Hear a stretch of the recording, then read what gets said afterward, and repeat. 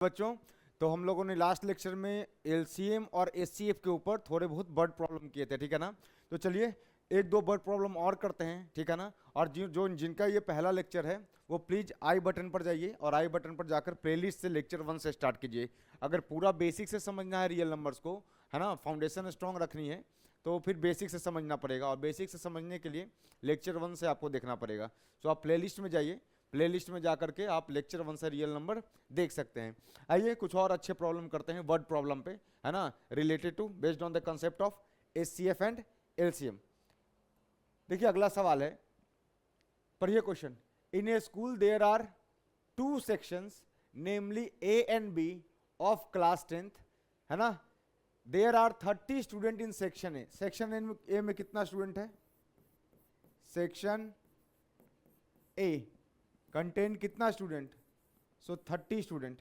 और 28 student in section B. So section B में कितना है? सेक्शन बी कंटेन्स कितना student? Section B contains 28 students in section B, ठीक है। Find the minimum number of books required for their class library so that they can be equally distributed among students of section A and section B। ठीक है भाई, ये तो common sense है ना कि हमको कितना किताब चाहिए। क्या बोला? Find the minimum number of books, कितना कम से कम कितने किताब चाहिए ताकि, है ना, सेक्शन ए के स्टूडेंट और सेक्शन बी के स्टूडेंट में इक्वली डिस्ट्रीब्यूट कर सको। तो कॉमन सेंस लगाओ, नंबर ऑफ किताब तो 30 से ज्यादा ही चाहिए होंगे, 30 से ज्यादा ही चाहिए ना, क्योंकि टोटल स्टूडेंट कितने हैं? 30 सेक्शन ए में और 28 सेक्शन बी में।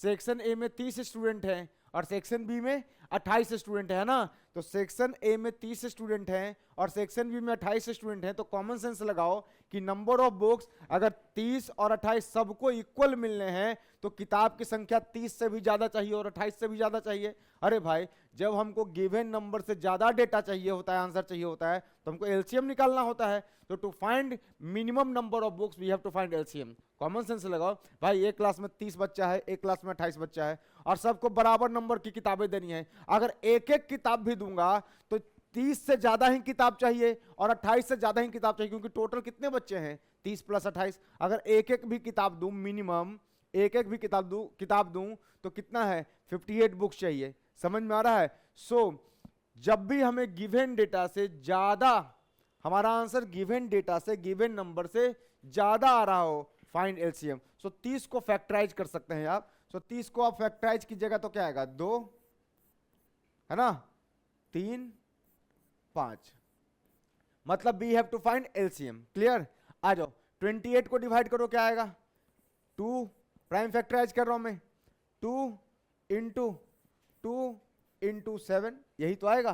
क्या आ गया यहां से? देखो यहां से आ गया 2 की पावर 1 इंटू 3 इंटू 5। यहां क्या आ गया बताओ? 2 की पावर 2 इंटू 7 की power 1। We have to find LCM. LCM क्या होता है सर?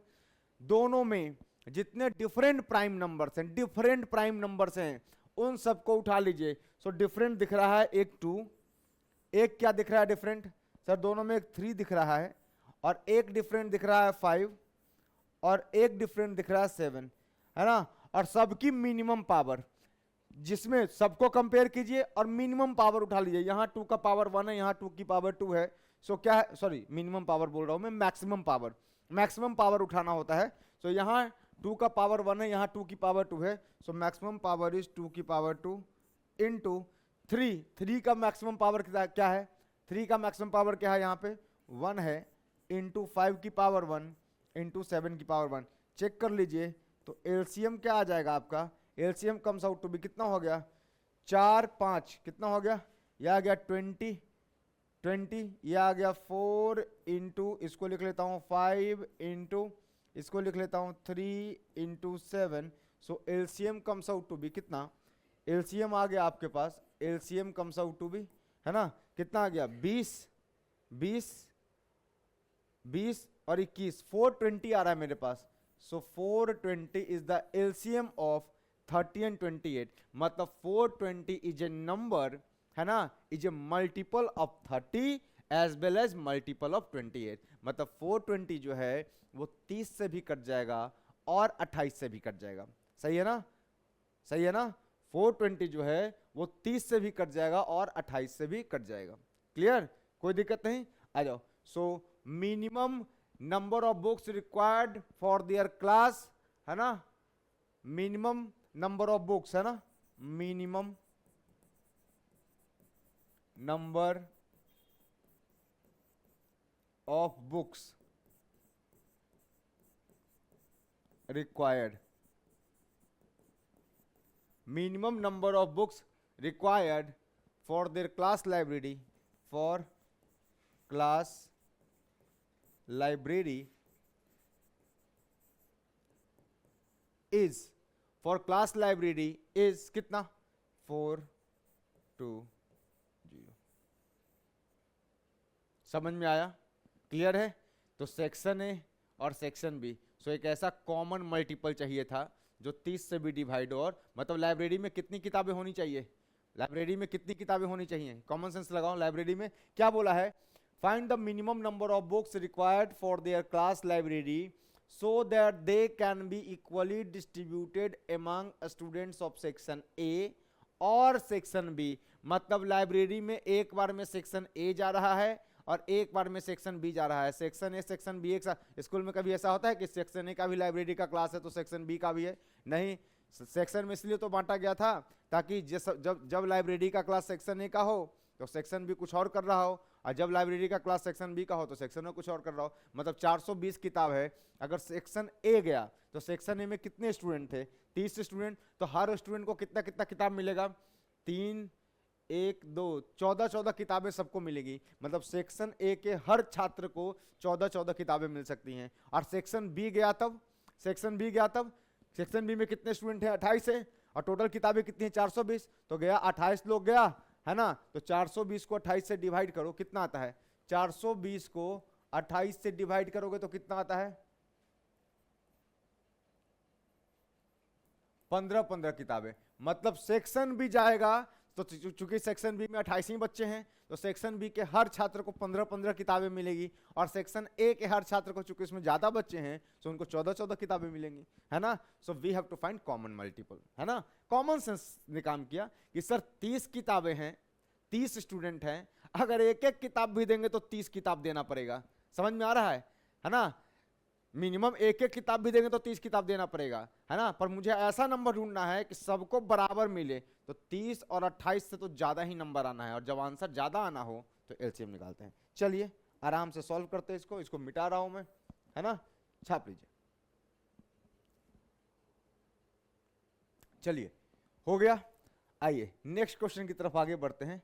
सिंपल सवाल है, क्या बोला है क्वेश्चन में, The traffic light at 3 different road crossing changes after every 48 second, 72 second and 108 second respectively.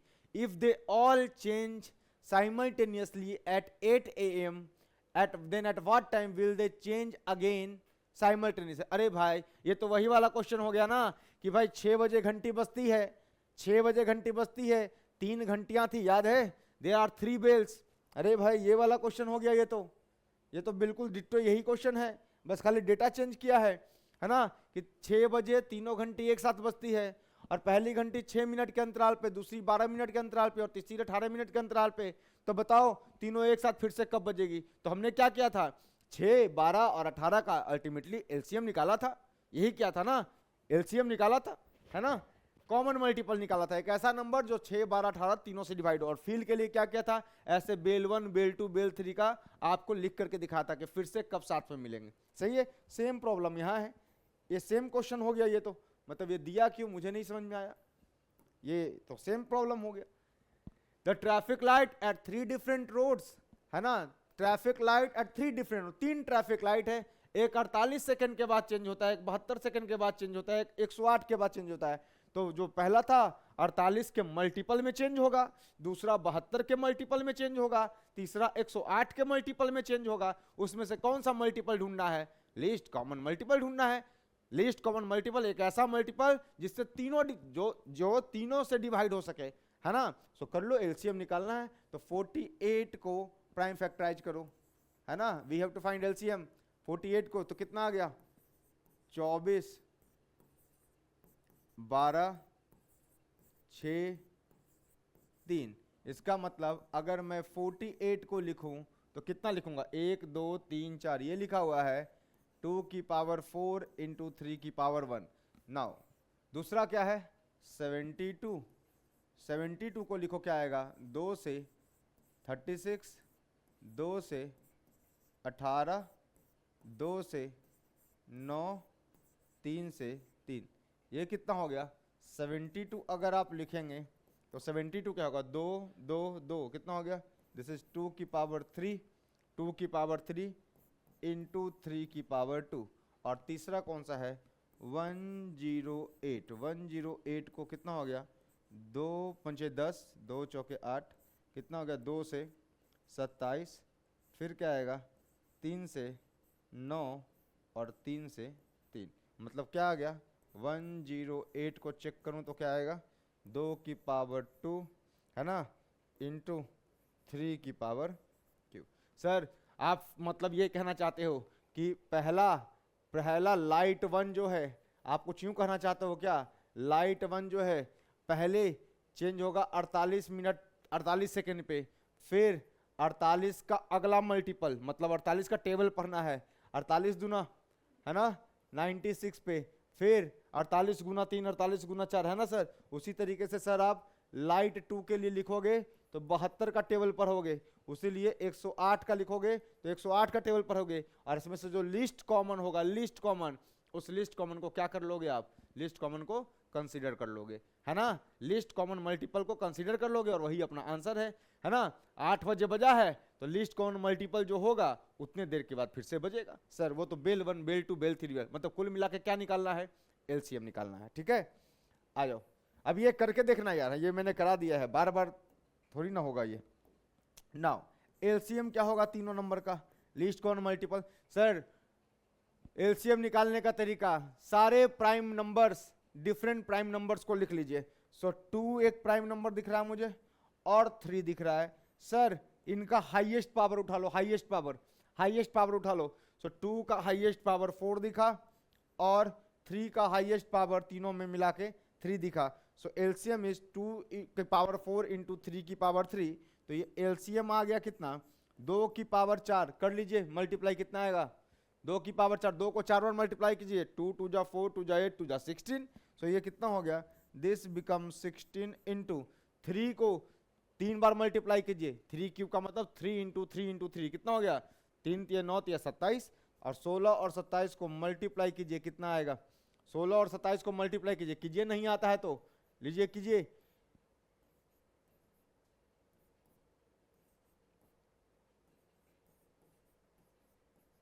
कितना आया भाई 432। सो कितना आ गया एलसीएम कितना आया, दिस इज 432, और ये सब के सब सेकेंड में थे। सो ये क्या आएगा 432 सेकेंड, 432 सेकेंड, ठीक है। सो 432 सेकेंड मल्टीप्लाई कर लो भाई, करो 7 6 का 42, 4 7 1 7 4 11, 6 2 9 12, 2 1 2 1 3, सही है ना, 2 3 3 1 4, सही तो है 432 सेकेंड, है ना 432 सेकेंड। अब देखो 432 सेकेंड को जब आप मिनट में कन्वर्ट करते हैं, 432 सेकेंड को मिनट में कन्वर्ट कीजिए, मिनट में, है ना।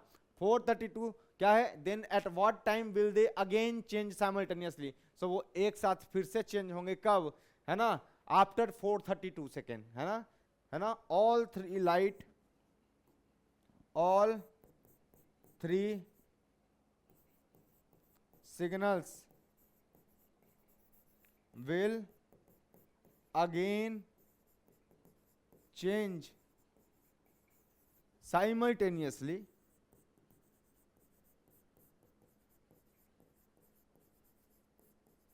after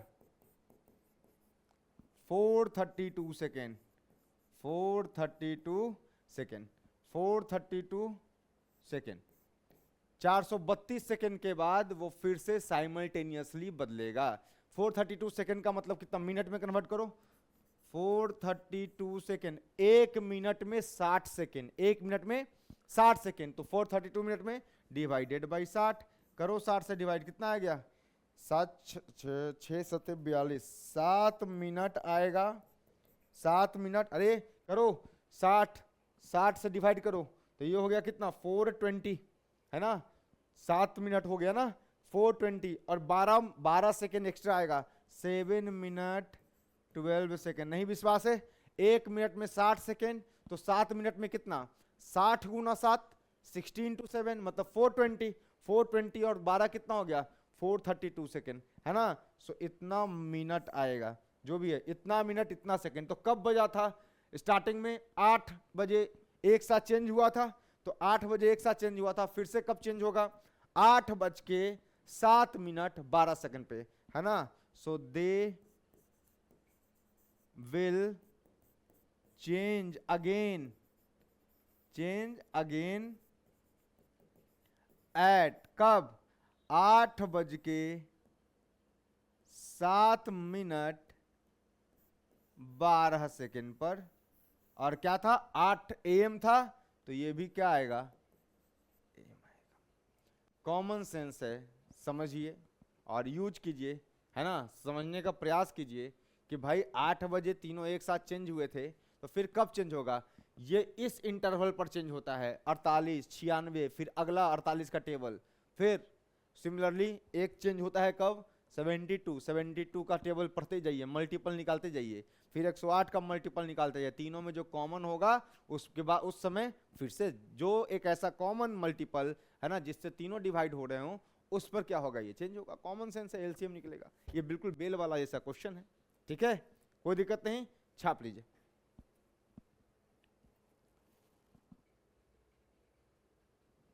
क्लियर, चलिए तो वर्ड प्रॉब्लम यहाँ पे समाप्त होता है और हम आगे की तरफ बढ़ते हैं, और आगे की तरफ बढ़ते हैं किसके तरफ, प्रूफ ऑफ इरेशनैलिटी की तरफ, है ना। सो प्रूफ ऑफ इरेशनैलिटी की तरफ बढ़ते हैं, मतलब हमें प्रूफ करना पड़ेगा, आपको मैंने इरेशनल नंबर पढ़ाया है, वैसे नंबर जो ना तो ना तो टर्मिनेटिंग हो, मतलब which are non terminating non repeating, है ना, टर्मिनेट भी नहीं कर रहे हैं और रिपीट भी नहीं कर रहे हैं, मतलब non terminating non recurring numbers are irrational numbers. Clear, कोई दिक्कत नहीं, आ जाओ प्रूविंग इरेशनैलिटी के क्वेश्चन। अब किसी भी नंबर को ऐसा क्वेश्चन आएगा, prove that root 2 is irrational, मैंने आपको शायद प्राइम नंबर्स पढ़ाते वक्त लिखवाया था कि under root of any prime, कोई भी प्राइम नंबर का स्क्वायर रूट इरेशनल होता है, मैंने आपको बताया है, आप जाइए, है ना, इरेशनल वाले टॉपिक में, और वहां पे देखिए square root of prime is called, square root of prime is always irrational, लिखवाया है मैंने, है ना, चेक कीजिए आप, square root of prime is always irrational, है ना, कहां लिखवाया है, HCF LCM इरेशनल नंबर्स में लिखवाया होगा, ये रहा, देखिए मैंने लिखवाया है आपको, क्या, square root of prime numbers are always irrational, लिखवाया है ना। तो जो भी कुछ कंसेप्ट है वो सब के सब आपको प्रीवियस वीडियो में बताया जा चुका है। सो प्लीज लेक्चर 1 से आप पढ़िए, लेक्चर 1 से पढ़िएगा तो कंसेप्ट बिल्ड होगा और सोचने समझने का क्षमता बढ़ेगा, ठीक है। तो आ जाओ, हमें अभी प्रूफ ऑफ इरेशनैलिटी में क्या करना है कि जैसे रूट 2 को प्रूफ करके दिखाना है कि वो इरेशनल है, रूट 3 को प्रूफ करके दिखाना है कि इरेशनल है ना, रूट 5 को प्रूफ करके दिखाना है कि वो इरेशनल है, समझ में आया। सो ऐसे जो प्राइम नंबर्स है ना, रूट 5 रूट 3 रूट 2, इन सब को प्रूफ करके दिखाना पड़ेगा कि दे आर इरेशनल नंबर्स, ठीक है। तो चलिए प्रूफ करते हैं। सो इरेशनैलिटी प्रूफ करने के लिए, इरेशनैलिटी प्रूफ करने के लिए एक थ्योरम का यूज करते हैं हम बार बार, है ना, और उस थ्योरम को, है ना, समझने का प्रयास करते हैं, उस थ्योरम को समझने का प्रयास करता है। क्या बोला है, बोला है कि P अगर एक प्राइम नंबर है, अगर P कोई भी एक प्राइम नंबर है, P इज एनी प्राइम, है ना, P is a prime number, इस तरह का प्राइम नंबर है कि P जो है वो a स्क्वायर को डिवाइड कर रहा है, P जो है वो a स्क्वायर को डिवाइड कर रहा है, where a is any positive number, है ना। तो जैसे एग्जाम्पल लेता हूं मैं, एग्जाम्पल यहां पे मैं आपको एग्जाम्पल लेकर के बताता हूं, ठीक है, एग्जाम्पल लेकर के बताता हूं, फिर प्रूफ करेंगे। तो मान लिया जाए कि P जो है, P की वैल्यू मान लिया कि 3 है, P is a prime number, P क्या है, एक प्राइम है ना, तो P को मान लिया 3 है। इस तरह का प्राइम है, P इस तरह का प्राइम है कि वो a स्क्वायर को डिवाइड कर रहा है, तो मान लो कि a स्क्वायर क्या है 36 है, मान लिया है ना। क्या भाई a स्क्वायर को डिवाइड कर रहा है क्या P? हाँ, a स्क्वायर को डिवाइड कर रहा है। अरे भाई a स्क्वायर जो है वो 3 से तो डिविजिबल है ना, a स्क्वायर को क्या माना है 36 माना है। अरे मैंने कहा P एक ऐसा प्राइम है जो a स्क्वायर को डिवाइड कर रहा है, इस स्टेटमेंट को सेटिस्फाई करने वाला मैंने एक नंबर उठा लिया है ना। मैंने कहा P क्या है ना, एक प्राइम है, a स्क्वायर को मैंने मान लिया 36। अगर a स्क्वायर 36 है तो P एक ऐसा प्राइम होगा जो 36 को डिवाइड कर रहा है, गिवन इन द क्वेश्चन है ना।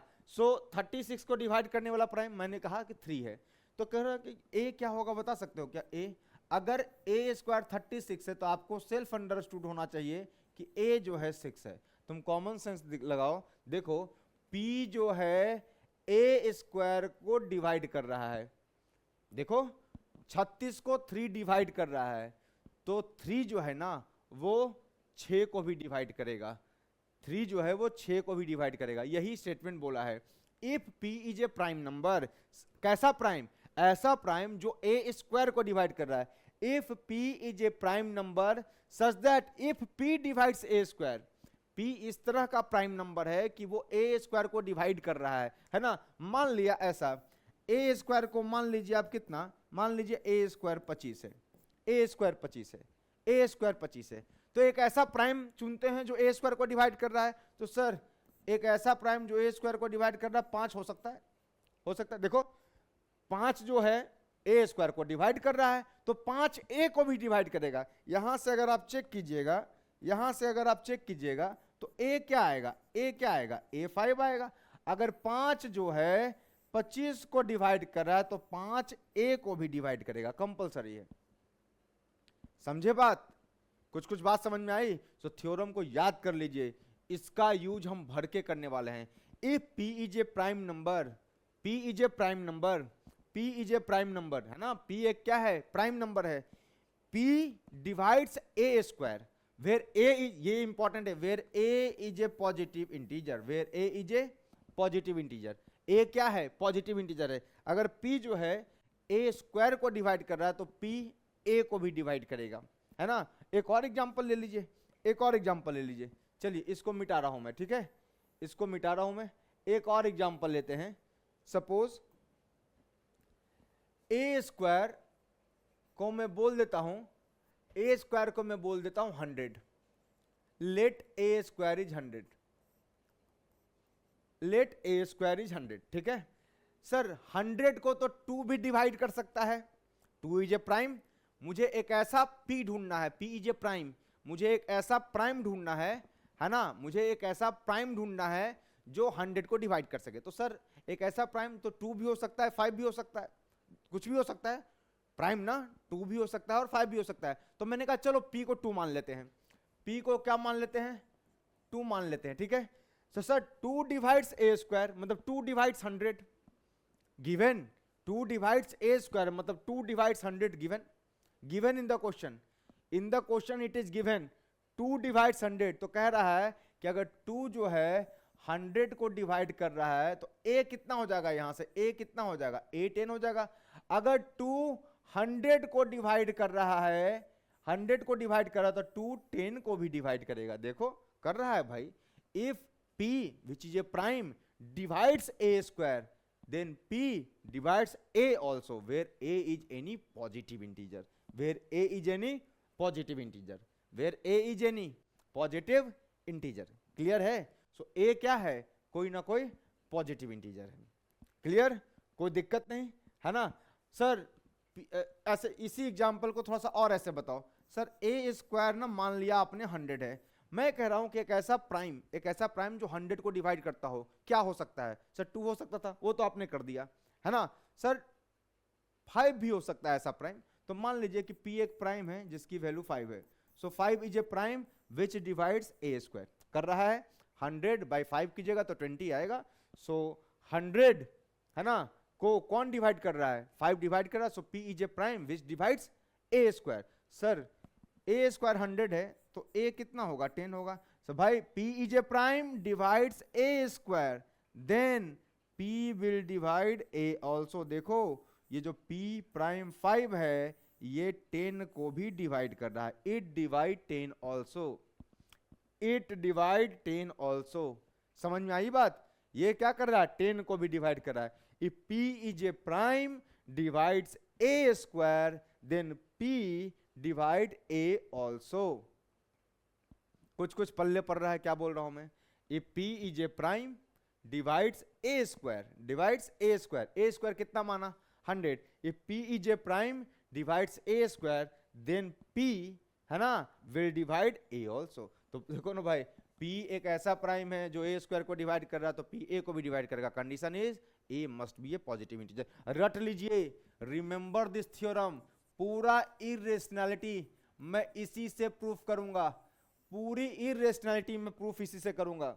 A स्क्वायर को आप कुछ भी मान लीजिए, पहले A स्क्वायर मान लीजिए, है ना, और A स्क्वायर को डिवाइड करने वाला एक प्राइम मान लीजिए, है ना. तो P is a prime divides A square, then P will divide A also. पक्का है, गारंटी है ये बात. So this theorem is very very very important theorem. देखिए इसका प्रूफ जो एनसीईआरटी में दिया है ना, थोड़ा सा लॉजिकल प्रूफ है ना, उसको समझाने का मैं प्रयास करता हूं. अगर नहीं भी समझ में आया तो चलेगा, लेकिन कोशिश कीजिएगा समझने का, ठीक है. देखिए मैं इसका प्रूफ लिखने का प्रयास करता हूं, ठीक है. देखो ना, given A is a positive integer. सब बात किसके लिए हो रही है? A एक पॉजिटिव इंटीजर है, तो मैं लिख रहा हूं गिवन. देखिएगा मैं इसका प्रूफ लिखने का प्रयास कर रहा हूं. गिवन क्या भाई? A क्या है? इज अ पॉजिटिव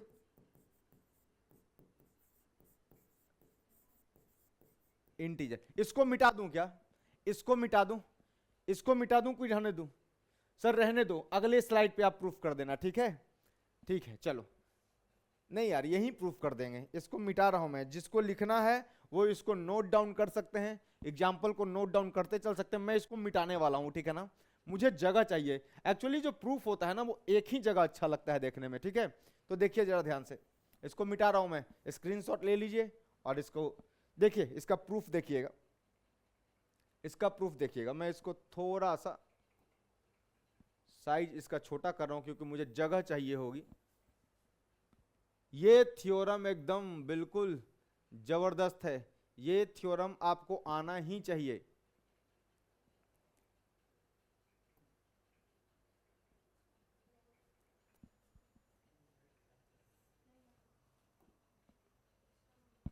चलिए देखिए,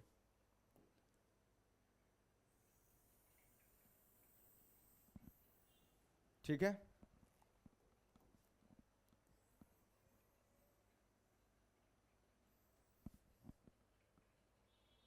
चलिए देखिए क्या बोल रहा हूं मैं. Given A is a positive integer. दिया हुआ है A क्या है? Positive integer. ये दिया हुआ है, समझाने का प्रयास कर रहा हूं. देखो भाई इसको समझ लेना तो काम हो जाएगा. where A is a positive integer, A is any positive integer.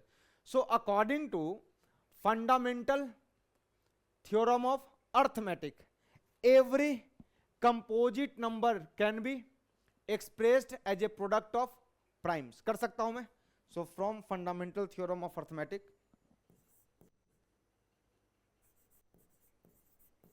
fundamental theorem of arithmetic, है ना. From fundamental theorem of arithmetic, a जो है ए लिखा जा सकता है. A can be written as, a जो है as a product of prime लिखा जा सकता है. सो ए बराबर, इसको जब मैं फैक्टराइज कर रहा हूं तो क्या है? This is P1 into P2 into ऐसे ही तो कुछ आएगा, P3 into P4 into and so on into कितना? Pn. ठीक है. तो इसका प्राइम फैक्टर ये हो गया. इसका प्राइम फैक्टर हो गया P1 P2 P3 P4 and Pn. Where P1 P2 P3 P4 and Pn are, where P1 P2 P3 P4 and Pn are primes. Prime factor में ब्रेक किया, प्रोडक्ट ऑफ प्राइम्स में. So P1 P2 P3 P4 क्या है? Prime है, जरूरी नहीं है कि अलग अलग हो, है ना, नॉट नेसेसरली डिस्टिंक्ट प्राइम, ठीक है। वेयर लिख रहा हूं मैं यहां पे, where P1 P2 P3 P4 Pn are primes not necessarily distinct. P is a prime not necessarily distinct, जरूरी नहीं है कि डिस्टिंक्ट हो। जैसे कि मैं आपको एग्जांपल देता हूं, जैसे मान लीजिए ए को अगर आपने 30 बोला, एक एग्जांपल दे रहा हूं, ए तो कुछ भी हो सकता है, तो 30 के लिए देखिएगा, 30 के लिए अगर मैं इसको प्राइम फैक्टराइज करूं तो क्या आएगा बच्चा, 2 इंटू 3 इंटू 2 15 3 5, यही तो आएगा, यही तो प्राइम फैक्टर आएगा 30 का, 30 का प्राइम फैक्टर यही तो आएगा, क्या आया 2 इंटू 3 इंटू 5, यही आएगा। So prime factor of 30 is 2 into 3 into 5। तो देखो यहां पर ये क्या है, ये P1 बोल दिया, इसको P2 बोल दिया, इसको P3 बोल दिया, यहां पर तीनों क्या है, डिस्टिंक्ट है, यहां पर तीनों क्या है, डिफरेंट प्राइम्स है ना, जरूरी नहीं ऐसा हो। मान लो 60 होता, ए को मैं 60 बोलता तो, ए को मैं 60 बोलता तो क्या होता, ए को अगर 60 बोलता तो क्या होता, देखना यह आता 2 इंटू 2 इंटू 3 इंटू 5। अगर ए इज 60, अगर मैं बोलूं कि ए 60 है तो देखना, है ना, देखना क्या है, इसको मैं क्या बोल रहा हूं कि 60 को मैंने तोड़ा P1 P2 P3 P4, इसको तोड़ के प्रोडक्ट ऑफ प्राइम्स में ऐसे लिखा है। तो यहां पर देखो क्या P1 P2 P3 P4 सारे डिफरेंट हैं क्या, नहीं, देखो ना P1 P2 सेम है क्योंकि 2 इंटू 2 लिखा हुआ है ना। सो कहने का मतलब है नॉट नेसेसरली डिस्टिंक्ट का ये मतलब है कि P1 P2 P3 P4 different primes हो भी सकते हैं, और हो सकता है कोई प्राइम रिपीट कर रहा हो सकता है P1 P2 P3 P4 2 2 2 2 repeat कर रहा हो। तो देखो ना यहां पर रिपीट नहीं कर रहा, तो यहां पर सारे डिस्टिंक्ट हैं, और यहां पर क्या है P1 P2 रिपीट कर रहा है, समझ में आया। तो जरूरी नहीं है कि बस जो प्रोडक्ट में लिखा है, प्राइम के प्रोडक्ट में लिखा है, उसको मैंने ऐसे अरेंज कर दिया, clear. So not necessarily distinct का मतलब समझ में आ गया होगा। नाउ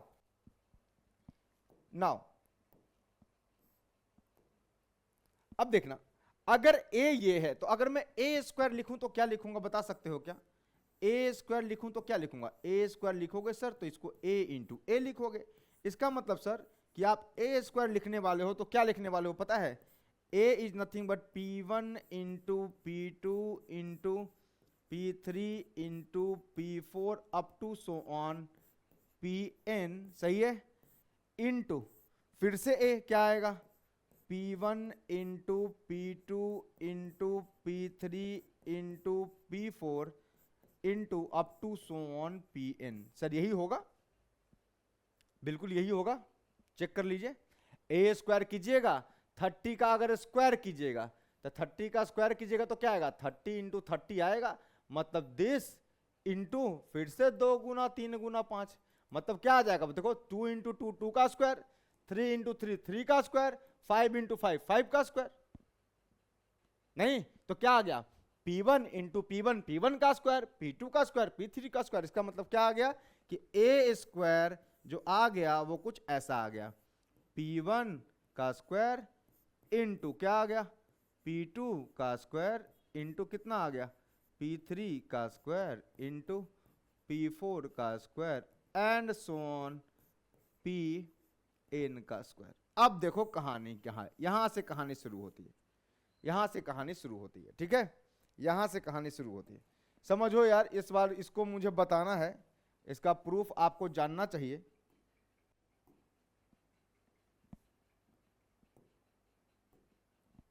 देखिए ठीक, अब गिवन है क्या कि P is a prime number, P is a prime number which divides a square, given if P is a prime such that P divides a square, P divides a square given है ना। तो इसको मिटाऊं अब, है ना। Sir एक काम और बता दो ना, ये तो 30 का स्क्वायर बताया आपने, सर 60 का क्या किया था, सर 60 लिखा हुआ था हमारे पास, है ना, एक बराबर 60 था सर, तो ए स्क्वायर क्या होगा 60 का स्क्वायर, मतलब ए स्क्वायर क्या आएगा सर 60 इंटू 60, 60 क्या था sir, 2 into 3 into sorry 2 into 2 क्या है सर, 2 इंटू 2 इंटू 3 इंटू 5, यही है ना, इंटू कितना 2 into 2 into 3 into 5, P1 P2 P3 P4, sir ये आ गया 2 का स्क्वायर इंटू 2 का स्क्वायर इंटू 3 का स्क्वायर इंटू 5 का स्क्वायर। कहने का ये मतलब वही चीज लिखा हुआ है यहाँ पे, सही। अब मिटा रहा हूं मैं, समझिएगा, नॉट नेसेसरली डिस्टिंक्ट, इसका ही मतलब मैं बता चुका हूं। नाउ गिवन, गिवन क्या है दिया हुआ, गिवन दैट P क्या है, P is a prime, P prime भी है and P divides A square, ये बोला है P डिवाइड्स ए स्क्वायर, P एक प्राइम भी है और P ए स्क्वायर को डिवाइड भी कर रहा है। इसका मतलब है it means P is a prime factor of a square. अरे P जो है एक प्राइम भी है और P ए स्क्वायर को डिवाइड भी कर रहा है। इट मींस, है ना, दिस मींस P जो है is a prime factor of a square. P is a prime factor of a square, P is a prime factor of a square. इसका मतलब जो है ए स्क्वायर का प्राइम फैक्टर क्या है, देखो ए स्क्वायर का प्राइम फैक्टर है P1 स्क्वायर, P1 स्क्वायर है क्या P1 into P1, P2 square है क्या P2 इंटू P2। तो अगर P prime factor of a square है तो जो P है ना, ये जो P है, P is a prime factor of a square, जो ये जो कैपिटल P है, it is one of the P1 P2 P3, ये P1 P2 P3 P4 में से कोई एक होना चाहिए, इसी का मेंबर है ये, इसी का कोई पार्ट है, समझ में आया। सो इसका मतलब ये है P is a prime factor of a square, it means P belongs to one of P1 P2 P3 P4 up to so on Pn। ये इन्हीं में से कोई एक है, ये इन्हीं में से कोई एक है, समझ में आया। अगर P एक प्राइम है, P एक प्राइम है ना, P एक प्राइम भी है और ए स्क्वायर को डिवाइड भी कर रहा है, तो P is a prime factor of a square. तो P belongs to one of P1 P2 P3 P4 and Pn, सही।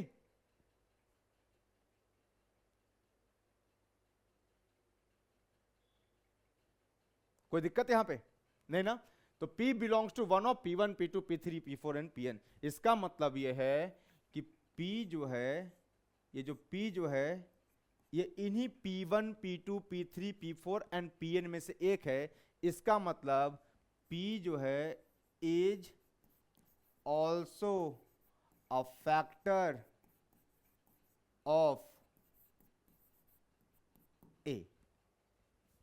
अगर ये P1 P2 P3 P4 Pn में से एक है और A है क्या, इसी का तो प्रोडक्ट है। अगर P जो है इन्हीं में से एक है, इसका मतलब P जो है A का भी फैक्टर है। This implies P also divides A, proved। यहां पे बस दिक्कत है थोड़ा सा, भाई ये समझ में आ गया। अब P दिया हुआ है, गिवन है कि P जो है प्राइम, P एक प्राइम भी है और P ए स्क्वायर को डिवाइड भी कर रहा है। P प्राइम भी है और ए स्क्वायर को डिवाइड भी कर रहा है, तो ए स्क्वायर का फैक्टर प्राइम फैक्टर है। और ए स्क्वायर का प्राइम फैक्टर में कौन कौन है, ए स्क्वायर का prime factor involves P1 P2, कौन कौन सा प्राइम, अरे P1 का स्क्वायर छोड़ो, स्क्वायर को भूल जाओ, स्क्वायर का मतलब हो गया P1 दो बार रिपीट हो रहा है, तो कितने डिफरेंट प्राइम्स हैं या कितने प्राइम्स हैं, P1 P2 P3 P4 Pn। तो बताओ P1 P2 P3 P4 Pn में से ही तो कोई एक P है। अगर P1 P2 P3 P4 में से कोई एक P है और A क्या है, यही है, मतलब P जो है इन्हीं में से कोई एक है। और अगर P इन्हीं में से कोई एक है, मतलब P is also A factor of A, also a prime factor of a, also a prime factor of a. P is also a prime factor of a, also a prime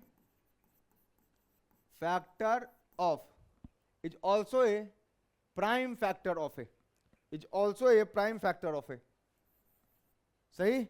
so is also a prime factor of a. अगर P A का भी prime factor है, सो P क्या है, A को भी divide करेगा. यही तो प्रूफ करना था कि अगर P एक प्राइम नंबर है जो कि A स्क्वायर को डिवाइड करता है, अगर P A स्क्वायर को डिवाइड करता है तो P A को भी डिवाइड करेगा. Hence proofed.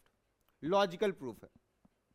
ठीक, छाप लीजिए और याद कर लीजिए. ये थ्योरम बार बार आपसे पूछा जाएगा. चलिए लिख लीजिए. हो गया, ठीक है. सो छाप लीजिए जल्दी से. सो सीधा याद रखना है, रिमेंबर, याद रखिएगा सीधा. सर P कोई प्राइम है, A क्या है, कोई पॉजिटिव नंबर है, पॉजिटिव इंटीजर है. A is some positive integer, A is some positive integer, है ना. अगर ये गिवन है तो याद रखिएगा, if P divides A square, इसका मतलब है P डिवाइड्स A ऑल्सो.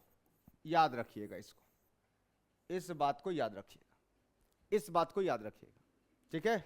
अच्छा, क्या आपको को प्राइम का मतलब पता है? सर को प्राइम दो ऐसे नेचुरल नंबर जिनका हाईएस्ट कॉमन फैक्टर 1 हो, मतलब दोनों को एक ही कॉमन फैक्टर डिवाइड करता हो, और वो कौन सा है, सिर्फ 1, मतलब whose HCF is 1 is called as coprime. Clear. चलिए इररेशनैलिटी प्रूफ की तरफ से आगे बढ़ते हैं.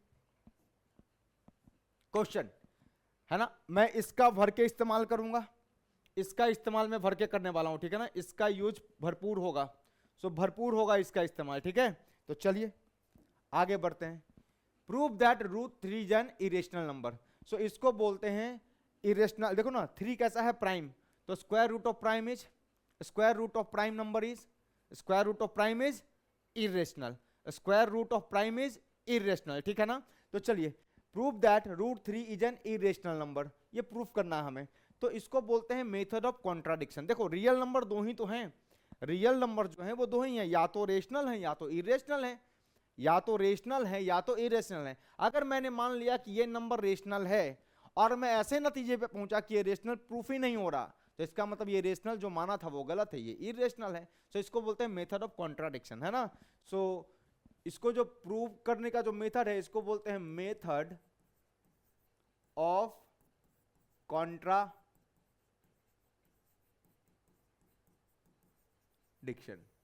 सो this is called as method of contradiction. So contradictory method बोलते हैं, मेथड ऑफ कॉन्ट्राडिक्शन. ठीक है. सो कैसे प्रूफ करेंगे इसको, है ना, कैसे प्रूफ करेंगे. अच्छा, इरेशनल बोला है तो मान लीजिए कि रेशनल है, मान लीजिए कि रेशनल है ना. तो लिख रहा हूं मैं सॉल्यूशन, देखना समझना बात को. Let √3 be a rational number. Let √3 be a rational number. अगर √3 रेशनल है तो √3 can be written in the form of P/Q. P/Q को मैं यहां पे A/B बोल रहा हूं. ठीक है सर, किसी कोई भी अगर रेशनल है, मैंने माना है कि √3 एक रेशनल नंबर है, इसका मतलब √3 can be written in form of A/B. सही है ना. सो दिस इंप्लाइज √3 को मैं क्या बोल सकता हूं, A/B बोल सकता हूं, वेयर, है ना, where A and B are co primes, co primes and B जो है वो 0 नहीं है, where A and B are co primes. अब ये क्या है सर, सर रेशनल नंबर तो आप कुछ भी मान सकते थे, तो एक्चुअली जो हमने a बाई बी जो फॉर्म लिया है ना, ये सिंपलेस्ट रेशियो फॉर्म है। क्या है? Simplest ratio form. अरे भाई 20/30 जो है ये भी एक रेशनल नंबर है, मानते हो बात, है ना? लेकिन इसका सिंपलेस्ट रेशियो क्या होगा सर? 2, 3। इसका सिंपलेस्ट रेशियो 2/3 होगा।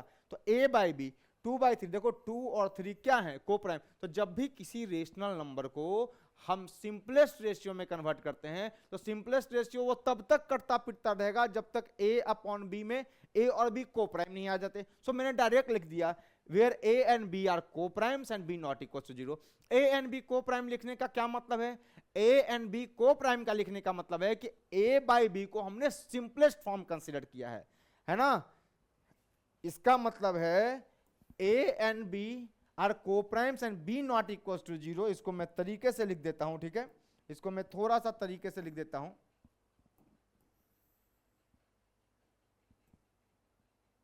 है ना? ये थोड़ा सा और लिख देता हूं मैं। where a and b are co-primes and b not equals to 0, it means we have considered a upon b in simplest ratio form। simplest ratio a और b को सिंपलेस्ट रेशियो में माना है। और सिंपलेस्ट रेशियो जब तक नहीं आएगा तब तक को प्राइम नहीं आएगा। अरे भाई 40/50 करो। 40/50 is also rational but it is not in its simplest form. So काटो पीटो क्या आएगा? 10 4 जा 10 5 जा 4 और 5 को प्राइम है भाई। Every 2 consecutive natural number is को प्राइम। बताया था ना, every consecutive natural number forms को प्राइम। सो इनका HCF 1 है, 1 है ना? इसको काटने वाले कौन कौन है बाद में, अभी वापस से मैं नहीं बता रहा, बहुत टाइम जाएगा। सो सिंपलेस्ट रेशियो फॉर्म में आपने कन्वर्ट किया तो आपने कह दिया कि a और b क्या है भाई? को प्राइम है। Where b not equal to 0। Clear? यहां तक कोई दिक्कत नहीं। चलिए, तो सर ये कह दिया। अब एक काम करो, क्रॉस मल्टीप्लाई करो तो क्या आएगा? √3 इंटू बी बराबर a आ गया। स्क्वायर करो दोनों side, squaring both side, squaring both side. जैसे ही स्क्वायर कीजिएगा ये क्या आएगा? √3b का स्क्वायर बराबर a का स्क्वायर। मतलब ये क्या आ गया? देखते जाइए, हम प्रॉपर स्टेप वाइज लिख रहा हूं मैं, है ना? ये स्टेप वाइज लिख रहा हूं। तो क्या आ गया ये देखो, दिस इंप्लाइज कितना? 3b स्क्वायर बराबर a स्क्वायर। क्लियर? इसका मतलब देखो ना, 3b स्क्वायर का क्या मतलब है, समझना बात को। सर ये लिखा है 3 इंटू बी स्क्वायर, क्या ये 3 से डिविजिबल नहीं है? 3b स्क्वायर है वो 3 से डिविजिबल है कि नहीं? सर बिल्कुल है। 3b स्क्वायर को जब 3 से काटेंगे तो एक कट जाएगा, बचेगा b स्क्वायर। 3b स्क्वायर को आप 3 से डिवाइड कीजिएगा तो b स्क्वायर आएगा। मतलब 3b square is completely divisible by 3, और होना भी चाहिए क्योंकि ये क्या लिखा हुआ है? 3 इंटू बी स्क्वायर लिखा हुआ है। इसका मतलब क्या है कि इसको मैं 3 से डिवाइड कर सकता हूं। I can divide it by 3। अरे 4 मतलब 2 इंटू 2। सो 2 इंटू 2 है तो चूंकि 2 इंटू में है तो 2 से डिविजिबल है। समझ में आया? तो 3b square is divisible by 3। देखिएगा ध्यान से, समझिए, है ना? एक क्वेश्चन करा रहा हूं, ऐसे ही √5 का होगा, √2 का होगा, सिंपल होगा, देखना, है ना? तो चलो क्या बोल रहा हूं मैं? 3b स्क्वायर बराबर a स्क्वायर। 3b स्क्वायर बराबर 3b square equals to a square. Here क्या मिल रहा मुझे? 3b square is divisible by 3। इसका मतलब है कि 3b स्क्वायर डिविजिबल बाय 3 है, और 3b स्क्वायर है किसके बराबर? a स्क्वायर के बराबर। तो 3b स्क्वायर को मैं a स्क्वायर बोल सकता हूं। This implies a square is divisible by 3। सही है ना? a square is divisible by 3। सही है? a square is divisible by 3। अब कॉमन सेंस लगाओ, 3 क्या है? Prime. a square, p is a prime, 3 is a prime, 3 is a prime, तो पहला थ्योरम क्या आ गया, है ना, if any prime p divides a square then p divides a also. 3a square is divisible by 3, इसका मतलब है 3, है ना, is a prime divides a square. This implies 3 also divides a। इसका मतलब 3 क्या है, a को भी डिवाइड करेगा। इसका मतलब क्या है, 3 इज ए फैक्टर ऑफ है ना। इसका क्या मतलब है कि 3 is a factor of a। इसका मतलब यह है कि 3 is A factor of a। It means 3 क्या है, a का फैक्टर है। It means 3 is A factor of a। 3 a को डिवाइड कर रहा है, सो 3 is A factor of a। सही है ना, कोई दिक्कत नहीं। सो 3 क्या है, a का फैक्टर है। Now a can be written as कितना, मैं इसको 3c लिख सकता हूं क्या, लिख सकता हूं। Where c is some integer, है ना। अरे भाई a जो है 3 से डिविजिबल है, मतलब ये ऐसा ही तो है, 3 इंटू 2 लिखा हुआ हो, 3 इंटू 12 लिखा हुआ हो, ऐसा। तो इसको जैसे 3 से डिविजिबल है, तो 3 इंटू सी के फॉर्मेट में लिख दिया। ए को क्या लिख दिया, 3 इंटू सी के फॉर्मेट में नहीं, देखो ये 3 से डिविजिबल है, so a can be written as 3 into c. अगर ए को 3 इंटू सी के फॉर्मेट में लिख दिया है, तो क्या लिखा हुआ है बताओ, a can be written as 3c। इसका मतलब क्या आ गया, देखो जरा मेरे पास क्या है, पुट a बराबर 3c इन कहा 3b स्क्वायर बराबर a स्क्वायर। क्लियर है, 3b स्क्वायर बराबर a स्क्वायर, तो कितना हो गया, तो 3b स्क्वायर बराबर a की जगह रख दो, कितना आ गया, दिस इज 3c का स्क्वायर। तो कितना आ गया देखो, 3b स्क्वायर बराबर 9c स्क्वायर। सो b स्क्वायर की वैल्यू क्या आ गई, b स्क्वायर की वैल्यू आ गई 3c square, where c is some integer, where c is some integer। so b square बराबर 3c स्क्वायर। इसका मतलब again 3c square is divisible by 3। This implies 3c square किसके बराबर है, b square is b square, है ना। इसका मतलब क्या हो गया, 3c स्क्वायर b स्क्वायर के बराबर है। So b square is divisible by 3। So b square is divisible by 3। b square is divisible by 3 again आ गया, है ना। देखो 3 इज ए प्राइम, सही है, थ्योरम में जा रहा हूं, डिवाइड्स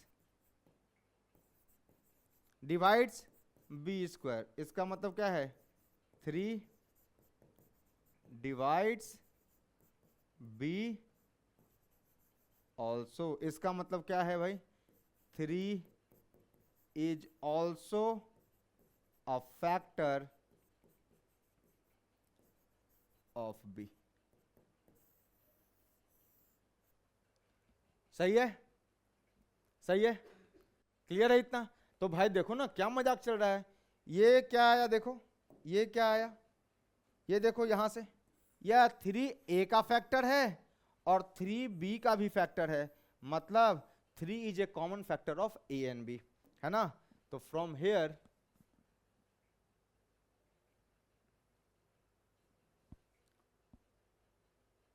ठीक, this implies 3 is a factor of A as well as B, है ना, है ना। हमने क्या माना था, A और B क्या होने चाहिए, को प्राइम होने चाहिए, मतलब उन दोनों का कोई भी कॉमन फैक्टर नहीं होना चाहिए सिवाय एक के, है ना। तो क्या लिख रहा हूं मैं, this contradicts the fact that A and B are co-primes. This contradicts the fact that A and B are co-prime, because for co-prime they must have only one common factor, that is 1. पर यहां तो 3 भी common factor आ रहा है ना? This contradicts the fact that A and B are co-prime because here 3 is also a common factor. 3 is also a common factor. और जब भी 1 के अलावा कोई कॉमन फैक्टर आ जाए तो वो कोप्राइम नहीं है. कोप्राइम तब होता है जब दोनों का कॉमन फैक्टर सिर्फ एक नंबर हो, वो 1 हो, मतलब HCF 1 होना चाहिए. यहां तो 3 भी कॉमन फैक्टर है. This implies our assumption that root 3, this implies that our assumption that root 3 is rational was wrong, है ना? इसका क्या मतलब है? Root 3 is irrational number proved. क्योंकि हमने रेशनल मान करके सॉल्व किया था, हमने रेशनल नंबर मान करके सॉल्व किया था. और अगर रेशनल नहीं है तो क्या है? दो ही हो सकते हैं रियल नंबर में, या तो रेशनल या तो इरेशनल. अगर रेशनल नहीं है तो ये क्या है? ये इरेशनल नंबर है. क्लियर? कोई डाउट नहीं? छाप लीजिए. तो इस क्वेश्चन को आप बहुत ही ध्यान से पढ़िएगा, समझिएगा, है ना? एक एक वर्ड प्रॉपर, जो रूट 3 का था वो एक एक लाइन एक एक वर्ड लिखवाया है मैंने, ठीक है ना? ऐसे ही सेम रूट 2 को ही प्रूफ कर सकते हैं, केवल रूट 3 की जगह रूट 2 आ जाएगा, बिल्कुल डेटा सेम, सब कुछ सेम रहेगा, ठीक है? रूट 5 को ही प्रूफ कर सकते हैं, और उसके अलावा कुछ और इरेशनल नंबर जो हमें प्रूफ करने हैं वो हम करके दिखाएंगे नेक्स्ट क्लास में. क्लियर है? अभी बस आज के लिए इतना ही रखते हैं, ठीक है? आप पढ़ते रहिए, समझते रहिए. थोड़ा सा ज़्यादा समय लग गया कहाँ? वो थ्योरम को समझाने में, कि वो थ्योरम कैसे काम करता है, उसका प्रूफ क्या है ना? उसको आप प्रूफ आप एक बार 2 बार पढ़िए. थोड़ा कंफ्यूजिंग है ना? बार बार देखिए. नहीं आता है तो कमेंट में लिखिए, एक अलग से उस थ्योरम के प्रूफ का वीडियो बना करके डिटेल में आपको और समझा दिया जा सकता है, ठीक है ना? कोई दिक्कत वाली बात नहीं है, ठीक है? तो चलिए आप पढ़ते रहिए, और आगे इरेशनल नंबर के ये रूट 5 को प्रूफ करके दिखाऊंगा मैं. फिर ऐसे नंबर्स 2 + 3 रूट 3 को प्रूफ करके दिखाऊंगा. फिर 3 रूट 2 को प्रूफ करके दिखाऊंगा. फिर रूट 2 + रूट 5 को प्रूफ करके दिखाऊंगा. और इन सब नंबर्स को प्रूफ करके नेक्स्ट क्लास में अपन यहाँ तक दिखाएंगे, ठीक है ना? नेक्स्ट क्लास में अपन यहाँ तक सॉल्व करेंगे, और उसके बाद एक लेक्चर 15-20 मिनट का और होगा, और फिर ये पूरा का पूरा समाप्त हो जाएगा, ठीक है? चलिए, तब तक पढ़ते रहिए, और लाइक, सब्सक्राइब और शेयर करना बिल्कुल ना भूलें. Thank you.